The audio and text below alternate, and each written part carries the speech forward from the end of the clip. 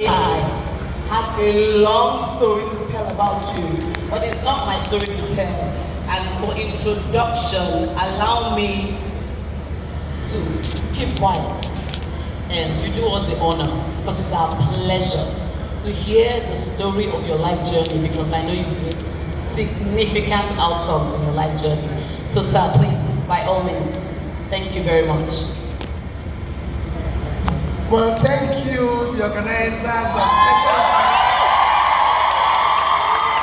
Thank you for inviting me. And let me apologize ahead of time. If you see us rushing, I did say to them, they gave me up, they said, be here for 9:15, and you have to start 9:30 and go 10:30. And I was here 9 o'clock. But no problem. I'll participate and everything. For me, what I would prefer, instead of telling my story or telling anything, in order to save time, can we do question and answer? Because when people are asking you questions,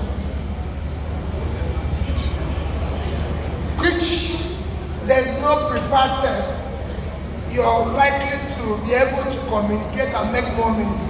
So I would like to take questions from them. Absolutely. Like to take questions from you. Yes, it rather is. than tell any story, because Thank you so much for cutting the protocol. So, I'm going to start with a question. I was speaking to a young lady in the audience before we arrived this morning, and she was talking to me about being a fresh graduate and trying to start a side gig, and at the same time, not wanting to deviate from her career path because she had a job offer that was away from her career path.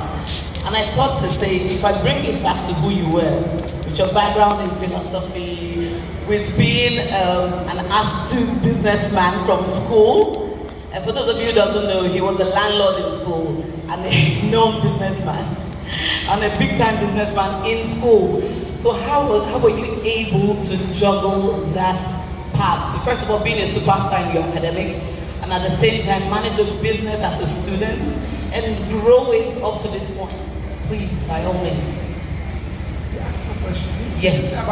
So the question is who you are and how you are able to build yourself in the area of business to this point as a student for start.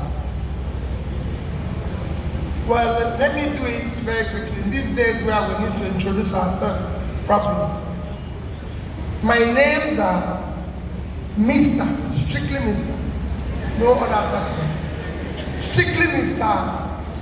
Peter Gregory Onwubasi Obi. I'm a Nigerian who have never in any way applied for citizen of any other country. I was born in Nigeria. I believe in Nigeria. Yeah. I was born in Onitsha, July 19th, 1961. I went to 3 primary schools in Onitsha, all located within the same, in Anambra State. Starting from Santa Maria, then went to Holy Trinity and St. Augustine Primary School. From there, went to Christ the King College, Onitsha. From Christ the King College, where I was admitted in September 1973, we are the first set to transit from December to the new school date. So September 1973 to 1978.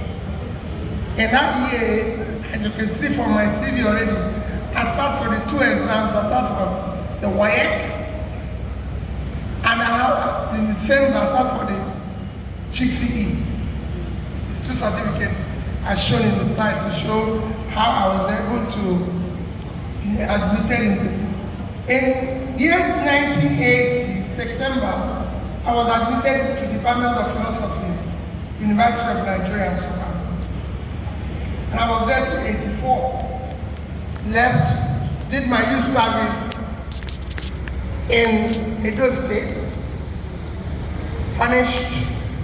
And of course, I've had the opportunity of going to other schools. I'm sure that if you Google, I mentioned in my CV, like going for other trainings in Harvard, Cambridge, Oxford, and everything, and all that. And today, I'll say, okay, when they talk about game changer, and I said, well, one of the courses I did in Harvard is changing the game. You know, so that's my little background. If you want further, maybe from there I went into business. I'm a trader. I believe in trading. I live in Onitsha. Still live in Onitsha. I came from Onitsha this morning. You know, I believe in it because it gives me joy to stay within the trading community. I was born in a family where my father and my mother are traders. So I was, from day one, I was a trader. And I like trading. When I was in primary school, the only reason why my mother moved me from a school where I was in Holy Trinity to go and live with his sister in St. Augustine's, no more Banam, which is outside of the China, because I would always want to leave going to, you know, I want to go to school, but I want to trade. So I would always finish school and come to where she's trading. She wanted me to go to school. By the time I was in CKC,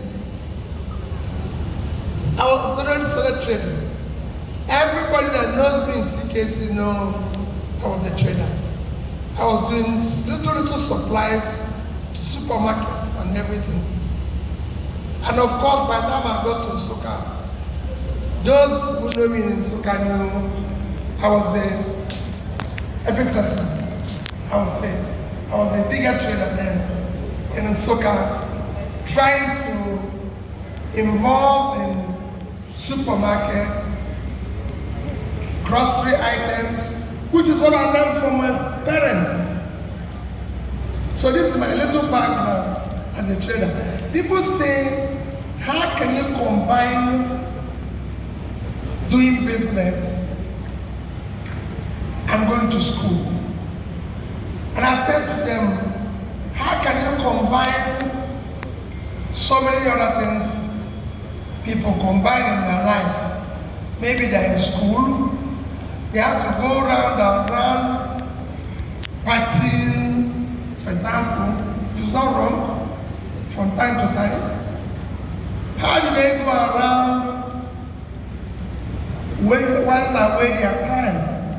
If you concentrate, you go to classes, you do the things I do. As a student in the University of Nigeria, everybody knows that Peter Obi is in school Monday to Thursday. You might not likely see me Friday, Saturday, and Sunday, because I have to go to my little shop and calculate what they're doing. And because of my background, one thing I've been able to learn is that, because I was following my mother, calculating things is easier for me. Today, if you write anything, I might not remember the language, but if there's a figure there, I'll remember the figure. And that's what it is for me. That's a little bit of my background. But how do you cope up about business? That's right. It is a difficult thing. But I can tell you, whatever you're determined to do, you put your mind and your time to it. I can tell you, you will certainly achieve.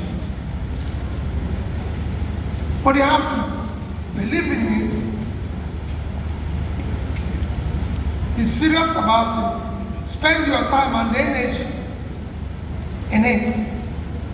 Starting a business, especially today in Nigeria, is difficult. But there's so much opportunity. And every day people tell me, how are we going to do things? I said, it's possible. It just requires determination, it requires sacrifice, and you will get there. Thank you very much, sir. Please, round of applause once again on this question. Everybody in the audience are mostly young entrepreneurs like me. So, and the question around business, I'm going to ask you, at what point did you decide to buy shares? Because from research, you hold the highest share for a bank. How did you start this? What was the pivotal, interesting thing that pushed you to decide that you would do this? And you've done it for over the years and have increased your stake in that bank. How did you do this, sir? It's something that I don't like telling us.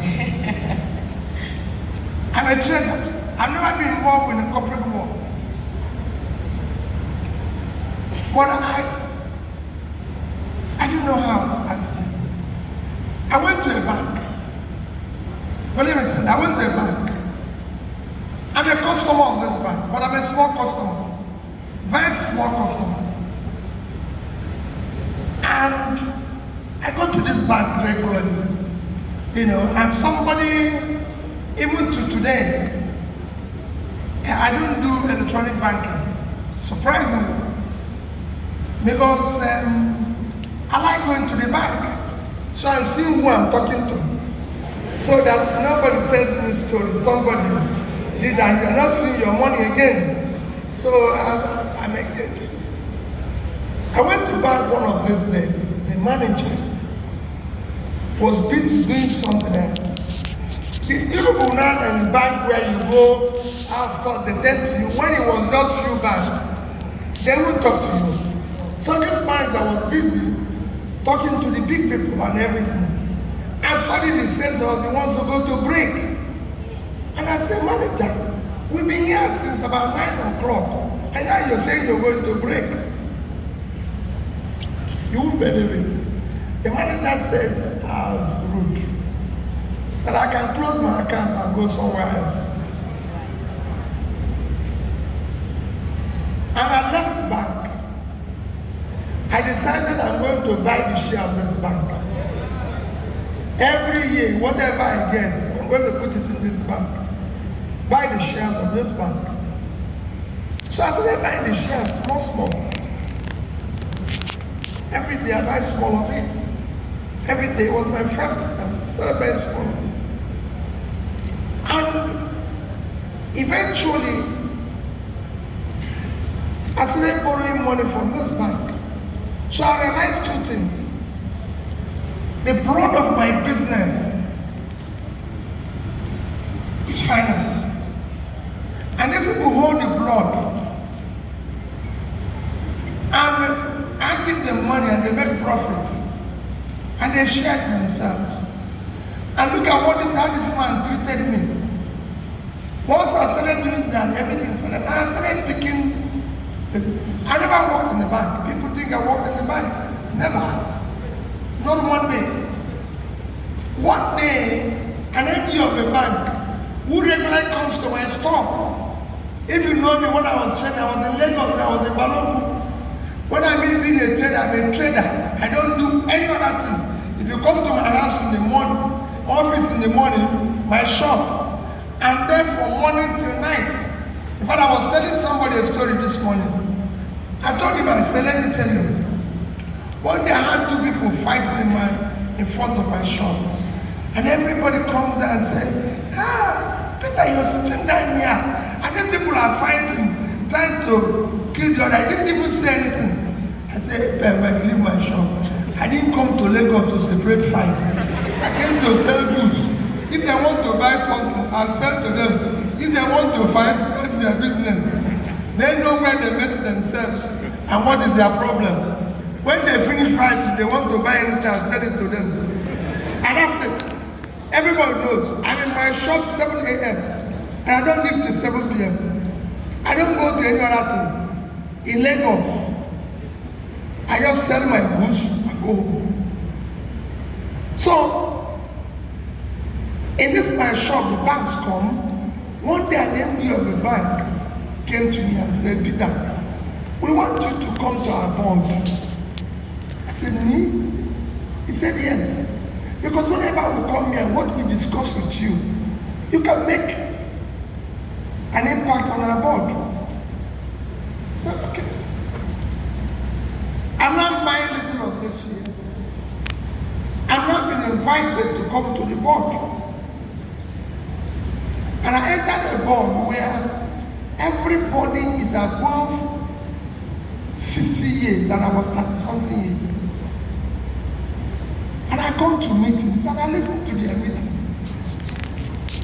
I got involved where they lend money. I see how they lend money to people. I see how they do this to people. And I found out that they're lending money to the wrong people. And I was arguing with them and I said, listen, this man, listen to him. If you give him this money, he won't pay. This man have a genuine business. And that has remained with me today. Anybody who will pay the back debt, I will tell you. Anybody who won't pay, I will tell you. Just looking at the person. By the time he finishes his business presentation, I will tell you this person will pay. And this person won't pay. And they got the bank. One day the bank was, the chairman left and they were looking for a new chairman. I was campaigning for somebody. They said, you will be the chairman. You're the #1 contributor here. I'm involved in that by again, I said, by default. But I tell people, once I started investing in stocks and shares, it became for me something I have to do, not just in Nigeria, but globally. Saving little of it. It will shock you what you will see. I started saving in a portfolio years back. This was about 1990. Started putting $100 and something in the portfolio a month. Today, that is worth nearly $1 million. And I was not feeling it because it was small. And some of you might be difficult now to start. Because I can tell you, October 1983, $100 is just about 60 naira. October 1993. Father used to tell people, by the time I left university in 1984 in Nsukka, I will have my balance in the university about 500 to 600 naira, 1,000 naira, which was about $1 million. You asked me how did I become a landlord? Savannah Bank then, as a student, was looking for a rural branch in Ubolafo, in Nsukka, and somewhere where they do rice farming in Anambra State. And I, the manager, was very close. He was doing a course in Nsukka. And he said, let's go and see how we can build. It cost me to build that house, buy the land, build the entire house, about 18,000 something. And they paid me 5-year rent, 35,000, 7,000 per year. So from day one. But now, if you have 500,000 naira, you wouldn't even buy $400. But this was $1 million then. At that time, minimum wage was 125 naira, $200. You go to J. Allen, you buy a Volkswagen, 2,700 naira, a 504. So it's all changed. But it is too good for you who are starting business today. I can assure you, you can still replicate the same thing by starting small, some of your little income, forget about it. Just go and do unit trust locally, internationally, even as little as it. You will not believe what it will be tomorrow. Okay. So this is crazy. Forgive me. Or rather, I would say this is motivational and inspirational from what you have said. But I'm going to pause here to allow the audience who are burning with questions. And it will take 3 questions, one from this side, one from this side, and one from that side. So we can be able to shut. What are you going to achieve? And everything. But at what point you stop making money? No. There's no point. I like trading. I make profit every day and I lose money every day. It is something that I can't give up. Not even for anything. And I see everything in life as profit and loss. Whether it's governance, people don't believe it. When I was governor in Anambra State, my training aspect of me guided me. So because I wanted to see the value of everything. So if you say to me, for example, my predecessor had bought a lovely office, a lovely house in Abuja. So we had a governor's lodge in Abuja. We paid 1 million for it, furnished it very well, and everything. And we had almost 80 workers there. Whenever I come to Abuja, I didn't see the value of the house. I didn't feel it. And they will go and give the cook, we must have simply said, they go and give the man who was looking after him 100,000 naira to feed me wherever I'm in Abuja. So I go back and I said to them, listen, hey, wait a minute. Buffet in Hilton is 5,000. Why are we giving this man 100 and we have to buy plates, cook, wash, everything, when we can go here and buy the same thing for 5,000? After about 3 trips, I shut the place down. I said the governor of Anambra State does not need a lodge in Abuja. It's costing us money. We can put this money into our education. Because everything for me is the same thing. I traveled 3 times with a group of people for meeting. I'm going to Abuja, 20 people follow me. And it will cost us so much. One day I said, listen, I'm the only person invited for meeting in Abuja. So why are people following me? Look at the cost implication. I called Onovo then, who was IG of police. I said, if I go to Abuja, give me 3 police. And I called the DG, SSS. If I come to Abuja, give me 3 men. They said, no. I said, no, that's police is police. You don't want that. They're not. So I went to Abuja. What I paid them in my visit when I finished is out of the ticket I buy for one of the 20 people that follow me. And when they go, I pay their hotel, they pay. So what am I trying to say? You don't stop making money, but you start channeling the money into. People say to me now, oh, P2B doesn't spend money. But I can tell you, I'm supporting a school of nursing in Nsukka where there's no such thing. With over 150 million naira, I gave them just about 70 million in the past 2 weeks. For me, that's what money is meant for.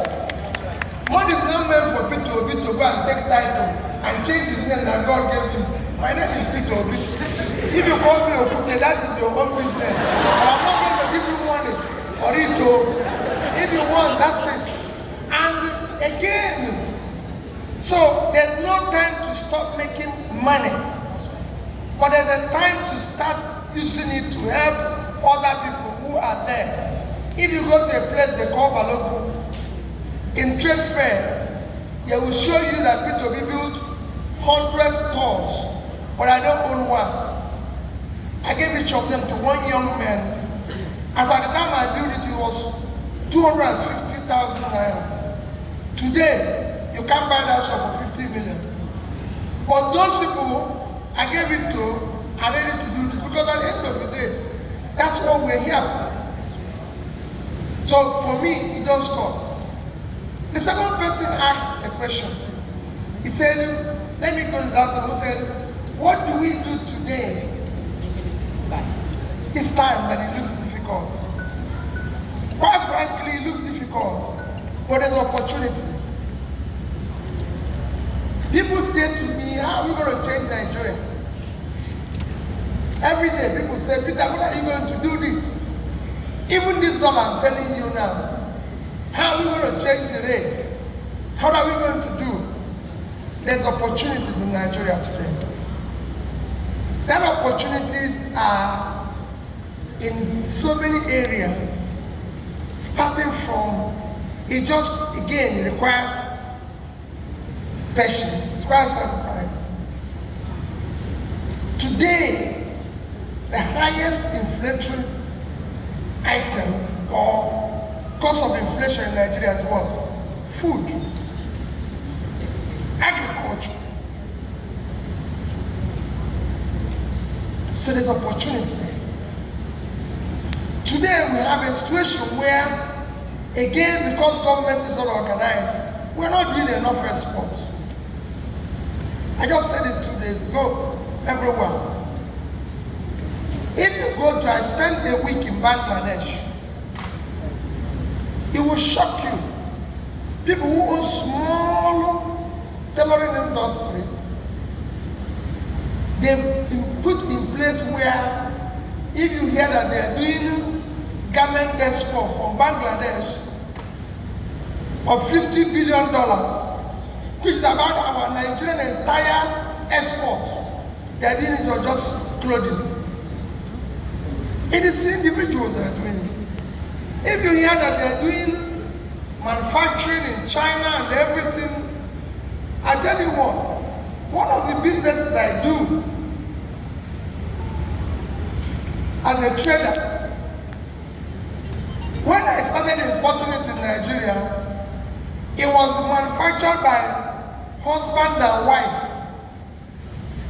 Only husband and wife in Singapore. I went to see a big man in his office,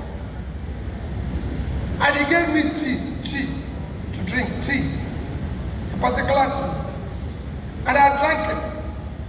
And as I was leaving, which is what I used to do when I was trading, I said, can I get the packet of this tea? He said, take it. 6 months after, I came back to him and said, I came to give you this tea, 2 cartons. Because they helped me. I'm now the official representative of this team in Nigeria. And that's how.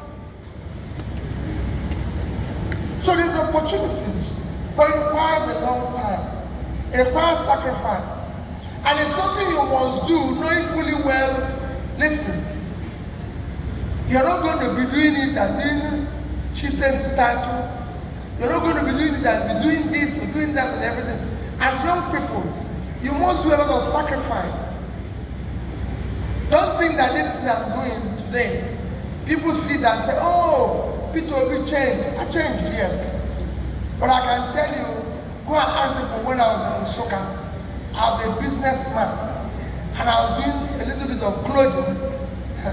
If I sell clothes to you, if you don't pay, don't come to party with it too, because there will be a problem.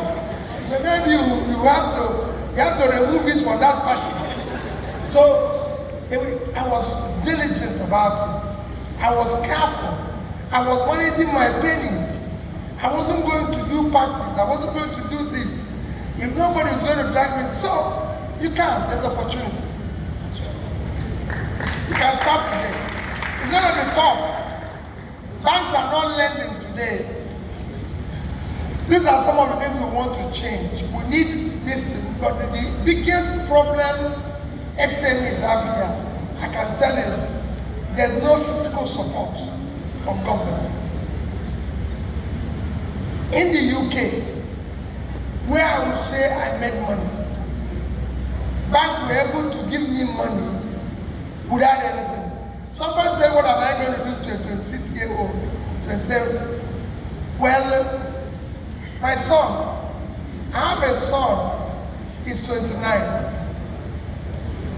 And I'm sure, when I tell, because he lives in different parts of the world, he was born in the UK and he lives in the UK. And I tell people, since my son left university, I have never given him 1 naira. And he doesn't want 1 naira from me.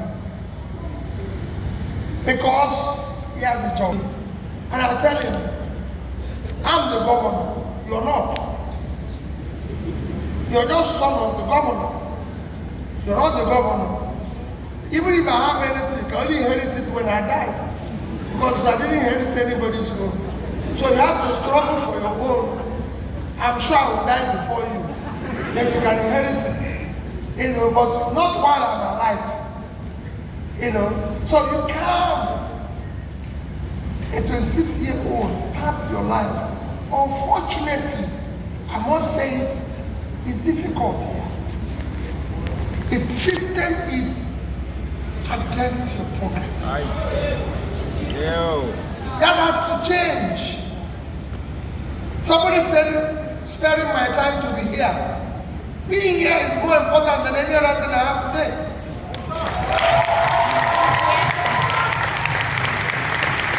Because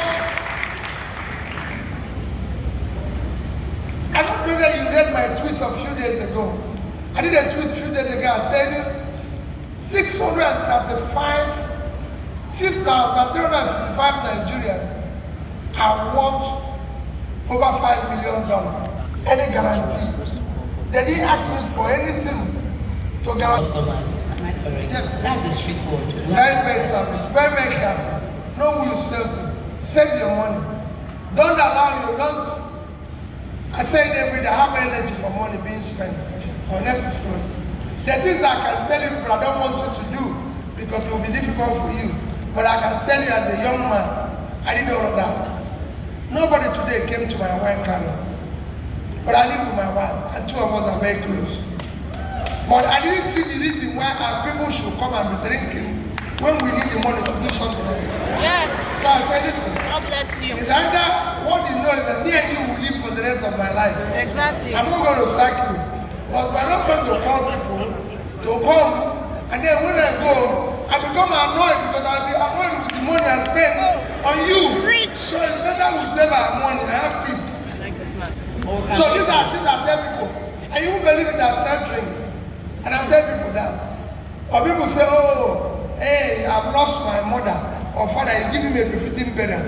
If your father wants it, they should give money for the befitting burial. God bless you. You need to carry your life and carry the befitting burial. No. I love you, sir. You're abroad, you save money.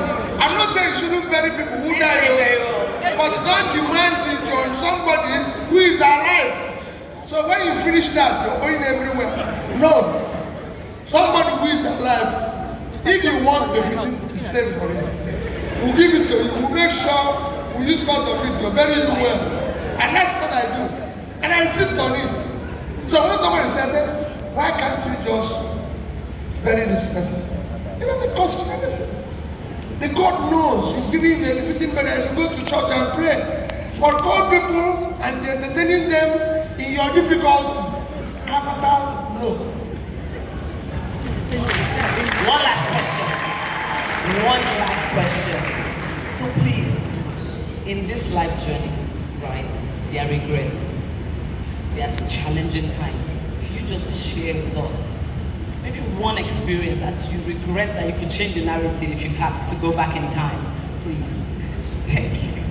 Well, quite frankly, people say there's regrets in life. I can tell you I don't regret anything. Okay. Because what I say, I'm a Christian. Yeah. And if there's anything anybody can tell you, I'm a fanatical Christian. And I believe in God. That's right. Everything I have is by His grace. So He can't give me everything that I need. But every day I can check what I'm getting and what I'm losing. And I said to myself, it's more. If it's more, what can I regret maybe going into politics. Because I was never a politician. I never had anything to do with this. And if I tell you my net worth the day I became governor of my state, people can go and see what I became. Imagine living in a boardroom as a chairman of a bank. I was a director in about 7 to 8 quoted companies, chairing 3 of them the day I was announced as governor.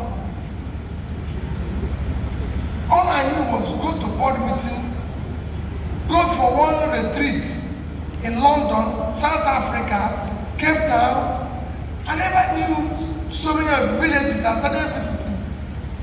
And suddenly, I'm now in a place where it's so difficult. I go to school, see children without their CDs and everything. Going to towns where there was one town I visited one day. Like I said, I'm close to my wife. There was one time I visited the Colombo family one day. To go this place, it is from Soka. This is something that won't take more than maybe Anambra West. This is a place that won't take me more than 30 minutes. It took me hours. I had to go above by the boat because there's no road to that place. How did I come here? Why did I get involved here? I recall my wife, who was then in England, telling me, Peter, do you miss me? I said, listen, if you know where I am, you will ask me. Do I miss you? I'm missing where I am. So, this is what I found. But each time I said, it's enough, I found out that, no, that's not what God wanted for me. He gave me a lot. So you must continue doing this. So I don't regret anything. Not that there's things you can feel, oh well, this thing happened to you, it shouldn't happen to you, you know, but say, I'm not that person who prays and says, oh, why me? If not to you, who? It's happening to other people, you know. So check, people are less school with. Today, okay, where I'm even saying I want to be president. Some people are left school who are still looking for money to eat. So why would you regret anything? If you regret anything, you're cursing God. I'm very happy. What I want to see is to see a society where this is not politics. I'm not desperate to be president of Nigeria. I'm desperate to see a Nigeria that works for you. Because we are now handing you over anarchy. I want a Nigerian where I went to school with some of my mother's aides. Their children were going to school with me. They were more brilliant even in school. And they were working for my mother. They were like our house help. Suddenly now,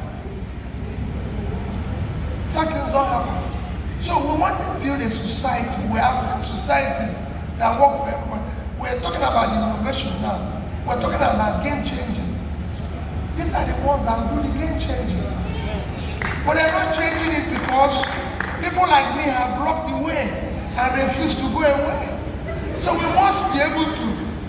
And one day they must change us by force so that they can have a way. Because that's what it is. That's why you see everywhere in the world, every 10 years, money changes hands. You have younger people who make more money, who are brighter, who live more life and everything. I lived in the UK when Margaret Thatcher was selling, privatizing everything in the UK. And she said, for every 10 to 20 years, money changes. I thought it was a joke. Today I see in the UK, all the people who were there, rich people, Maxwell, Heseltine, they all gone. You now see young people who have much more money. If you go to Google and all the 20 biggest companies in America, as at time I was going to Harvard and this thing, today they are nowhere. They are not even in the first 30. It's all young people. people who are now in their t-shirts talking about billions. It's no longer so. These are the game changers. And how we encourage them to do that game changer is critical. It's happening all over the world. And that is why we have to encourage you, don't despair. There's opportunities. You just have to look for that opportunity. You just have to sacrifice, be diligent about it, and work hard. You will see that it will continue to change.